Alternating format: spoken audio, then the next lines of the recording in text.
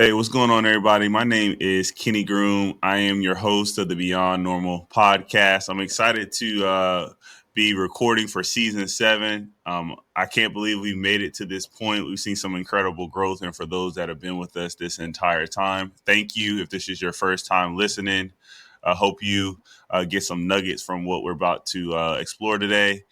We are going to be talking to the founder of Plurawl, Pabel Martinez. Plurawl focuses on AI-powered life coaching that helps you identify and overcome your limiting beliefs. For those of us who haven't necessarily, I've experienced the app myself. We'll get into that during the episode. But for those that have not necessarily been in therapy throughout their life, I think this is a really cool tool. First step for those of us that are looking for therapy options out there. So without further ado, let's bring Pabel to the stage. How's it going, Pabel? Hey, what's up? What's up, y'all? Glad to be here. Thank you for being on the platform. I know as a founder, you are really busy at all times. There's always fires to put out. And so you being able to spend a little bit of time with us today to share your story and let us know more about the platform you're building. We definitely appreciate that. So can you start out? I gave a brief intro of the product, but maybe you can start out. Let's go back and learn a little bit about your background, your experience. Like what have you been doing with your life prior to starting this company here? Yeah, so before launching this company, I was working like 10 plus years in tech. So I worked at companies like Facebook for 4 years, and my last role was working at TikTok. So I was a global account director at TikTok. And I always say that, yeah, I was a tech employee, but I've always felt like I carried the second job as an actor at work. Because when I would go into work, I would often be like the only, black or Latino person in a room, in a meeting, on a team. And I felt like I had to be someone else. Like, no one necessarily told me that at work, but I felt the pressure to act like the best white male version that I could be, because that's what I saw everyone else doing. So I had a lot of limiting beliefs and self-doubt when I was in those spaces about, like, do I belong here? Am I good enough? Am I gonna make it? Will I ever be promoted? And, like, I was overwhelmed with those thoughts. Hmm. I think we all can definitely relate to that. I just had to take a minute to reflect on it. That actually brings me to how I found you via LinkedIn, because you have some. You mentioned that you were going through those experiences in corporate America where you felt like you had to like code switch and identify as somebody that you're not, because your LinkedIn profile now is so unique, right? That's what draws me to you. So I'm curious to hear that you actually went through that experience, and that now you're at a point now where, just based off your content on LinkedIn, which is how I found you, I feel like you're 100% or as close as possible to owning up to your own personal identity. Does that make sense? Yeah, and it's so funny that you said that, man. And I really, really appreciate that. Like, that's the energy that I want to put out there. And it's funny because even something like LinkedIn, I would tell myself, like, oh, if I write about this or that, then people aren't going to take me seriously at work. Or if I make a joke on LinkedIn, then my clients are going to see it and not want to work with me. And what I'm doing is just like making up a bunch of stories in my head, right? Like, I have no proof. It's not like a client ever told me, like, yo, if you write a personal opinion on LinkedIn or make a joke or try to be funny, like, I'm never going to work with you. Like, I just told myself that, right? And that's the problem, is that, like, based on either our life experiences or the traumatic things that our family have been through, like, we're scared to oftentimes take certain steps in life because of what we think is going to happen, as if we can predict the future, but it's not true. So yeah, these days I've still working on myself, but I've let go of a lot of that fear, and I try to be myself at all times. It's interesting that you bring that up. Most of these social media platforms specifically, they're supposed to be like this blank slate, like where people can make their own identity, right? But for some Mhm. reason, I don't know why people go to a platform like LinkedIn and then like they create their business profile and you can create it any way you want. And then we all just end up seeing, to your point, like white version of business. Like it is really interesting because I know Mhm. there's some conspiracy theories and things like that around it, but it's just really interesting how some of these platforms they have like a monotone voice, even though at the same time they're promoting for people to be their true selves. If that makes sense, like it's such a Yeah. paradox to me. It really But is. I think LinkedIn is just a small subset of like what the world is, or like Yeah, what the business that's world true. is, right? Like it's not like on LinkedIn they have guidelines like you have to code switch on LinkedIn or like you have to talk in a certain way. But the reason that we do that is because we look around, right? In a digital world, we look around and we see other people talk a certain way. And then we're Mhm. like, oh, well, if everyone is talking a certain way, that means I have to do it. Right. Even if you look at my content, you're like, oh, well, he's an outlier. Right. Like he may talk a certain way. He acts like himself, but not everyone else is talking like that. So let me just do what everyone else is doing. And that's Mhm. what we do at work. If we go into work and everyone is talking a certain way, dressing a certain way, we're gonna do the same because we want to be accepted by the majority. So that's just life, bro. Like that that's just like human nature. We all want to be accepted. Like it's difficult. Like standing out, we've been taught, especially as people of color, to not stand out because standing out is a bad thing. You don't Mhm. want to stand out. Yeah, that's so all right, so this whole conversation of standing out, and you were in tech for quite a bit. I have some experience in tech as well. Like, do you feel like tech, like, did it? There's this like preconceived notion like people that work in tech, like they're able to like kind of bring them their whole selves to work a little bit more than in other environments. Like, what's your thoughts on that? And then I guess on the back end of that, what made you take the leap of faith to not be in tech anymore, working for somebody else, but then start your own thing? Yeah, I mean, so that's why I wanted to work in tech originally. And I'm still in tech, with the company I created. It is a tech company, but I wanted to work in tech because of the values that it communicates. Like there's this idea that you can be yourself, right? And in fact, it's often in a lot of the values, right? Even when I wanted to work at Meta, Facebook at the time, that was a big thing. It was communicated that like come as you are, we will accept you as long as you get your work done. It doesn't really matter, right? But I think I don't think they really know like what authenticity means, or I don't think people that work there really understand to what level they're comfortable letting people be themselves. Mm, Um, like, I mean, this happens at every job that I've had, but when I was at Meta, I got a lot of resistance for being myself.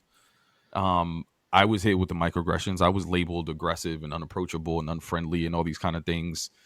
And so I think sometimes tech companies say like be your most authentic self, but I think sometimes that means like, yeah, you don't have to wear a suit or a button down shirt. Like you can wear a t-shirt.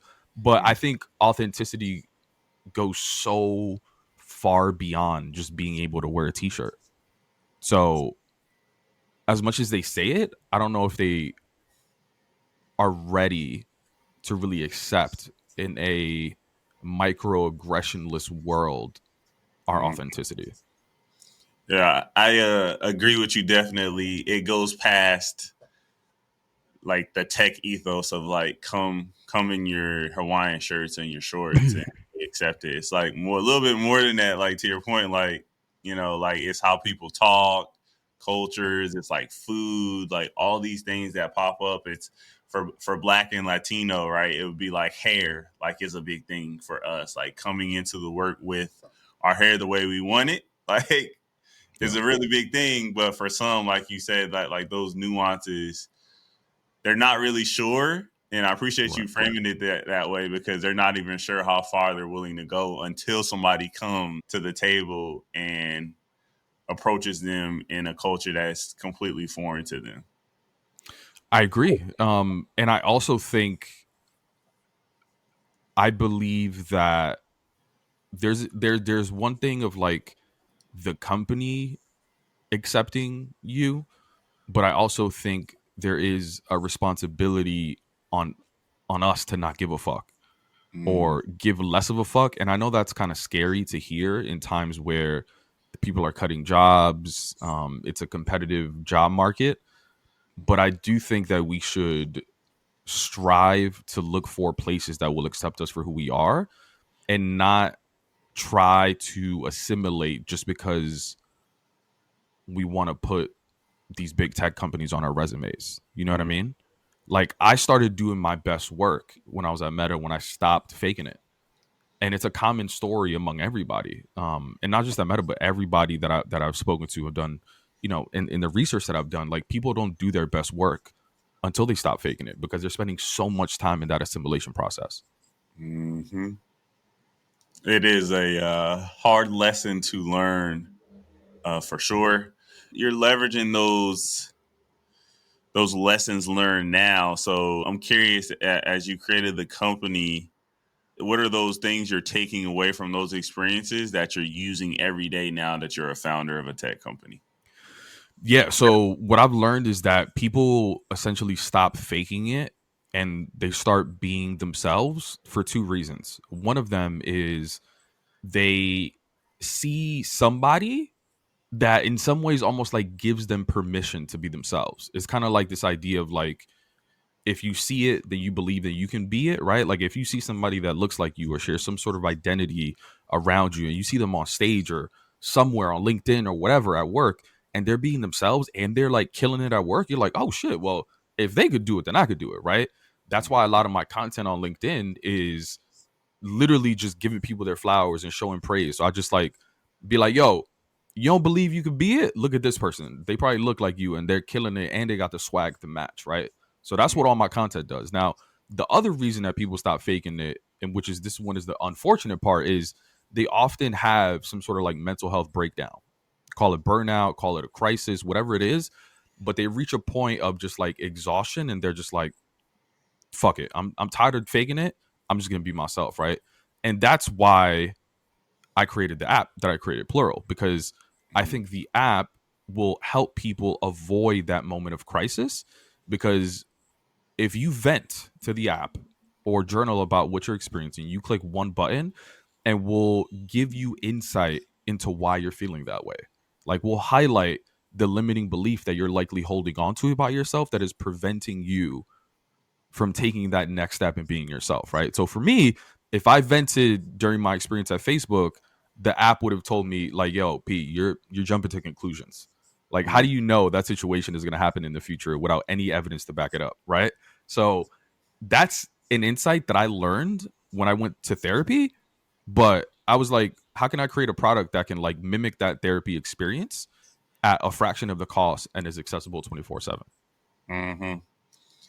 I experienced the tool myself. I've given Pabel knows I've given them some feedback on it, and for me, it was an eye opener as somebody who recently has started going to therapy.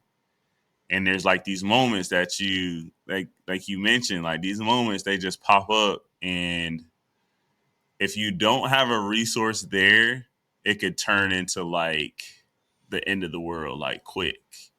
But if you Yeah. have something there that you can use to talk through it, um, it it allows you to evaluate and like level set is probably like the term that comes to mind, the that top of mind for me. And just at first, it's like, why? I'll be honest, right? And it's like I'm talking to a robot.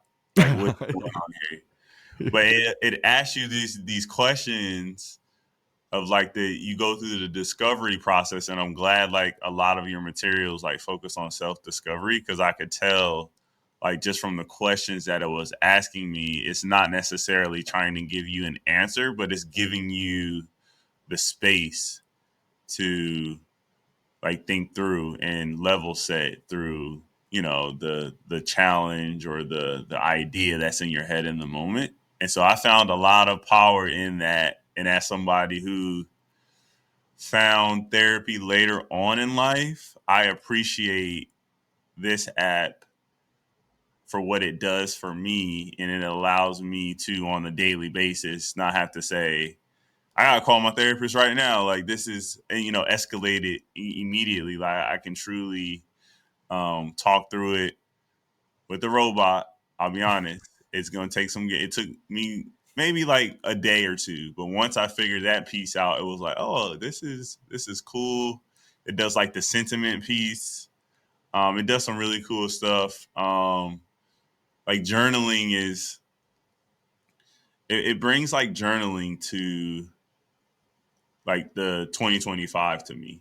Like I don't know too many people that actively like journal now, and then for those that do it, I don't feel like they share their experience of what it does for them. This is like the modern day. Like this is me getting into journaling a little bit, leveraging this app. So I appreciate you for building this. Baby, long story That's short, that was a little ramble there. But yeah, no, that was my take, man. I appreciate that, and you bring up so many points around like.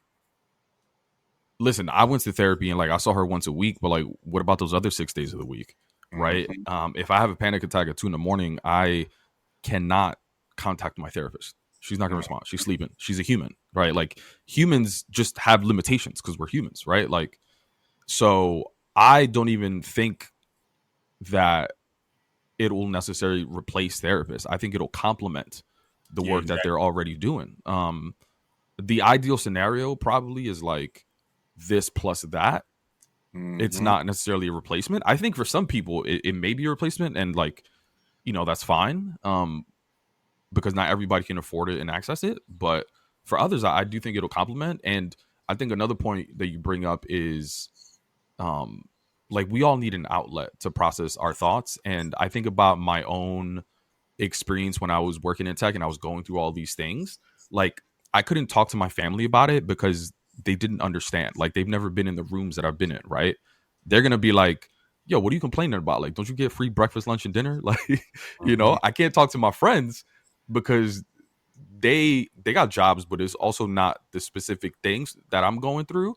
So at some point you're just like, all right, who the fuck do I talk to? And what people have said is that they feel safer talking to this quote unquote robot because Mm-hmm.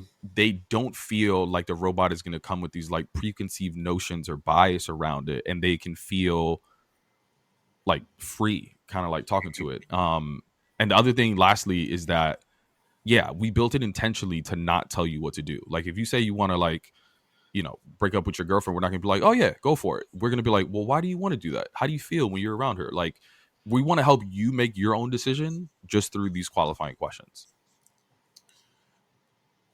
That that spurred the thought for me. Like you said, finding a therapist is almost like in the black community is almost like finding a church or like finding a friend group. Like finding a therapist isn't like, oh, you just go to an app and you're just picking, you know, you pick your first therapist and then that's your therapist moving forward. A lot of times you have to go through the process of, you may want a therapist that's of a specific religious faith, practice, you know, therapy style, you know, the things like that. So to your point, like this is probably a compliment to the in person, because the in person can take a lot longer to find that right therapist that's for you. Versus this, there's no real like bias, right? You can go into it, have your conversations, and be able to go through that self discovery on your own. So there's more onus on you completely, versus I feel like the therapist process, at least for the black community where a lot of people aren't necessarily going to therapy now, probably Right. like less than 20% of the people that I know in my entire network that I know that are Black have gone to therapy, right? And so that's a Yeah. small number. But for those that are trying to get into it, it can be a daunting task going through the process of just filtering through those individuals. And so that's where I Yeah. see the app like Plurawl, like you said, if you need to have those conversations throughout your week, you have moments where you need to reflect. Like this app is a game changer. I appreciate that, man. Thank Yeah. you. Thank you. So tell me a little bit how it is. You got a team, right? So you're a solo founder in terms of the one who's creating it, right? But you got a team to support this. You're leveraging AI. Like, talk a little bit about how you've built out your team to make the magic happen in the Plurawl app. Yeah, so I'm a non-technical solo founder. So I'm not doing any of the Important coding. distinction. Yeah, I'm not doing any of the building. But I had the vision, I had the idea, and I did the research. I had the conversations. I did the focus groups around like, yo, what kind of apps are you using to, do this, do that? What do you want? And just to like validate my idea. So I had an idea going into it. And then I just spoke to like a bunch of friends and people in my network who journaled, who went to therapy, who never did any of the two, and trying to figure out why. And then I essentially cashed out my 401k to build this. So I paid and still paying an app development team to build and take it from like idea to product and maintain it, make a bunch of updates. So I'm still working with them now. And the first people that we gave access to the actual app once we did launch is our group of clinical advisors. So within my network, I know a bunch of folks, talented, very smart individuals with a different skill set than me and experience around like they are licensed therapists, right? So they're already working with clients and they have insight around like, is this how the app should be responding? Is this a safe resource to direct people if they say that they want to do self-harm or all these other things, right? Like they're really providing the knowledge around like what that client patient therapist relationship is like so that we can do our best to mimic the sort of insights that they're giving their clients and make sure that the platform is safe so that once we do scale it to more people, I'm not worried if somebody is experiencing a crisis situation. So that's kind of like a little bit about the team that I'm working with, but I'm the only like full-time person on Plurawl so far. I appreciate the distinction around non-technical. Um, you know, there's folks out there that are trying to build applications, software-based tools, and so it's really cool that you're going about building out your team the right way and acknowledging early on, raising your hand, like, "Hey, I'm not a coder. Like, I need somebody to really get in here and do this." Like, I appreciate that perspective. Yeah. And I could have tried to learn code. There's a lot of people that try to learn it. There's a bunch of like AI tools that you can go out there and build it too. But I wanted to move fast, and I know I have like a very specific set of skill sets based on my experience. So I just wanted to focus on that and just like fuck it. I'm like, fuck it. I'm gonna take a risk. I can build up my 401k again, but I just want to like work with a team that has already been there, done that. I can build it faster than I can. So it's not the only way to do it. It's just the way that I did it so far. So tell me, so you just said you cashed out the 401k. I think we talked about this before. My wife would she would be over dead, I think is what I said when we talked about it. Uh but I She'll think that kill you even for the thought of thinking about it. yeah, seriously, like it would not be good. But that is really going all in and believing Yeah. in yourself, people. Like, I'm not sure that many people have the gumption, right? If I can use that word, to actually do that.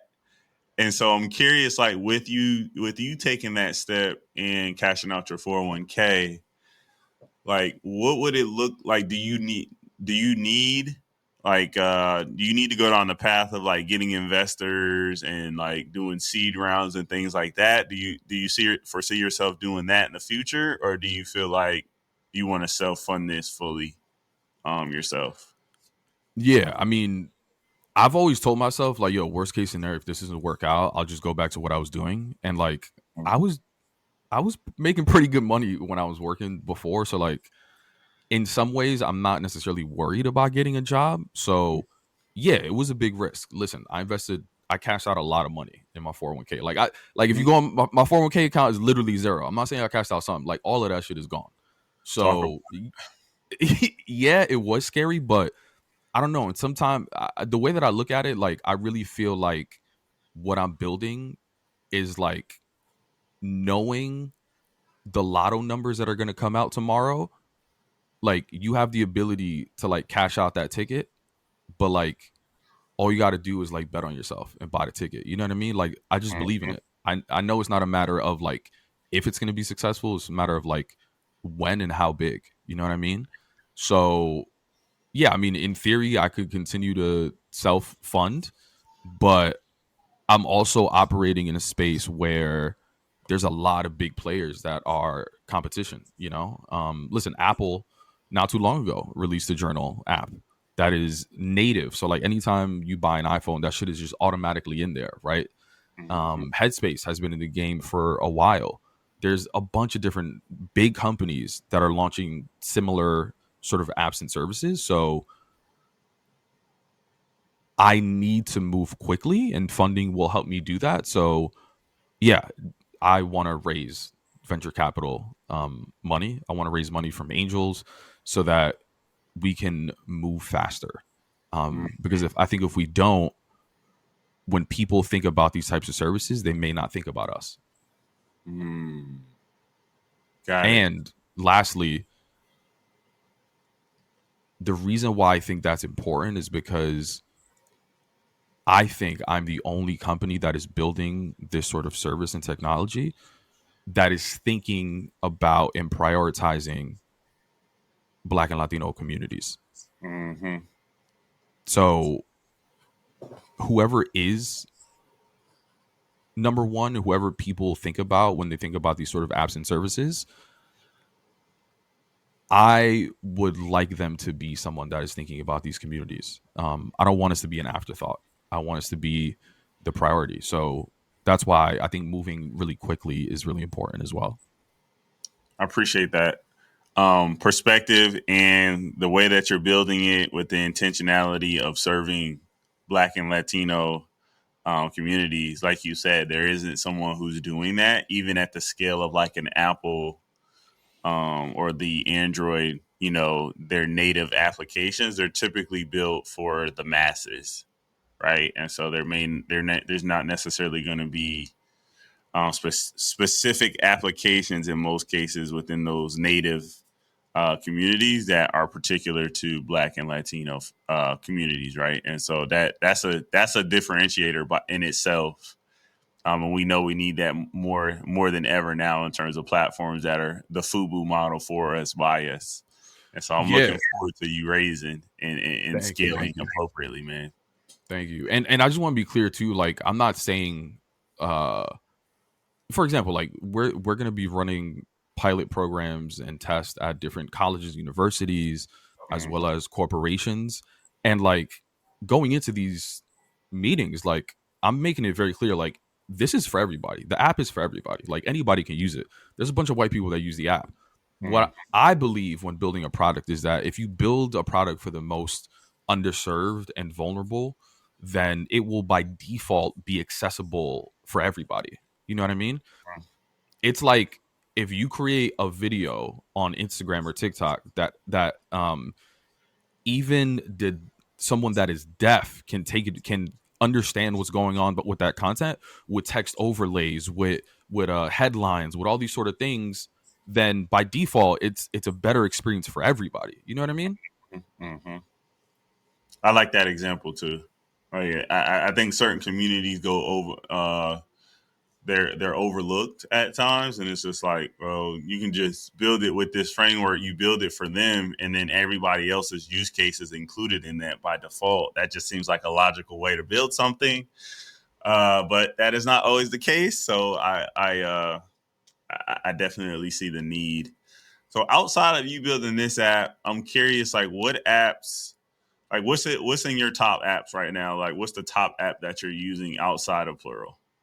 Oof, easy. Hinge. Hinge. I love it. I love it. I'm Oh, not even playing. That shit is number one. oh my gosh. And what is the reason for our listeners? What are you using Hinge for? Are you trying to find the one? I would love to find the one. Yeah. I mean, yeah, your boy single, your boy lonely. I think Hinge, for me at least, I've seen the best looking women on Hinge. I've had the most connections that have led to conversations and dates have come from Hinge. Uh Compared to like, Tinder or Bumble or some of the other dating apps.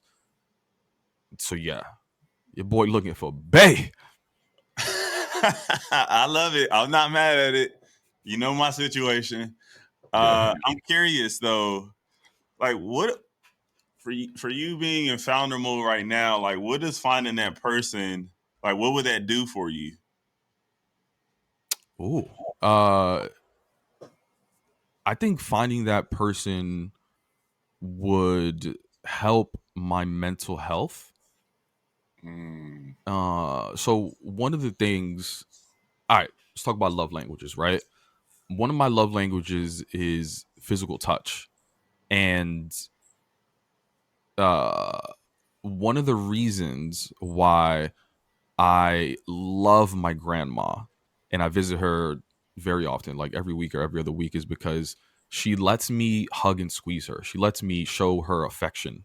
And she's also affectionate. Like she'll rub your arm or whatever. Like my mom is like, "Oh my god, that's too tight. Oh, get away from me." Right? Like she's funny like that. Like when I hug my grandma, all my problems go away. mm-hmm. It just I can't even describe it. It's just like it is like that, right? For some people, it's words of affirmation. For some people, it's this and that. But I think having a partner where you're able to show, express, receive love on a consistent basis, like, oh man, that's amazing for your mental health. Yeah, for sure. Besides the other things, you know what I mean?